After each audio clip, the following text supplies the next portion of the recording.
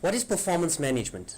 The term performance management is often used loosely without a real understanding of what it involves. Many managers think of it as a new term for the old annual review, when in fact nothing can be further from the truth. Performance management is in fact a system that is made up of several interdependent internal processes. It begins when a job is initially defined and ends when an employee leaves the company. Performance management relates to everything that takes place between these two events. Performance management is defined as a management process which sets measurable goals and objectives for employees, assesses the achievement and attainment of the objectives, and then uses this information to improve performance through coaching, compensation, training, and other means. Who is the owner of the performance management process? Another common flaw that managers make is to think that the process is an HR function. The responsibility of performance management lies with you as a line manager. HR is only there to assist with the process. Effective performance management system should involve the following processes: setting clear goals and objectives for the employee, coaching, training and development, assessing achievement against the goals and objectives, rewards and recognition. I will now elaborate on each of these processes. Setting clear goals and objectives. Employee must know exactly what the job entails. This will be clearly outlined in a job description which highlights required competencies, knowledge, skills, and abilities for the job. These are the building blocks for the system. Thereafter, clearly defined goals and objectives with targets need to be defined, discussed, and agreed upon based on the expectations inherent with the job.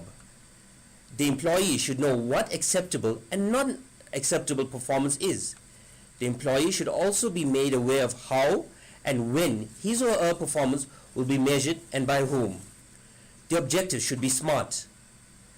Critical to the success of the system is that these agreed upon objectives tie in with those of the organization and that the measurement systems are put in place to track the achievement. Once the goal and objectives are agreed, both parties are accountable for achieving organizational goals. Accountability is not something you can put on someone. We can hold people accountable, but it is a personal decision to be held accountable. Coaching. Coaching requires you as a manager to change from the traditional role of controlling and monitoring employee performance to a more consultative role. Develop a partnership between you and the employee. This creates a shared understanding about what needs to be achieved and how it is to be achieved. Provide ongoing feedback and support to the employee throughout the year in order to modify behaviors for success in real time. Training and development. Training and development is instrumental in bridging any gaps between skills and knowledge required to do the job and the skills and knowledge of your employees to meet the goals and objectives that have been set. This does not always have to involve formal courses. Employees can be exposed to on-job training. Employees value employers who invest in their development. Assessing achievement against goals and objectives. The formal performance review discussions should be held more regularly, preferably quarterly, to ensure that the employee is given feedback on his performance against a set objectives, be it positive or negative. These discussions can be ad hoc as well. Early intervention of poor performance is of paramount importance. Deal with poor performance head on and do not leave the discussion for year end. This is detrimental to the employee and the organization. Created using Powtoon.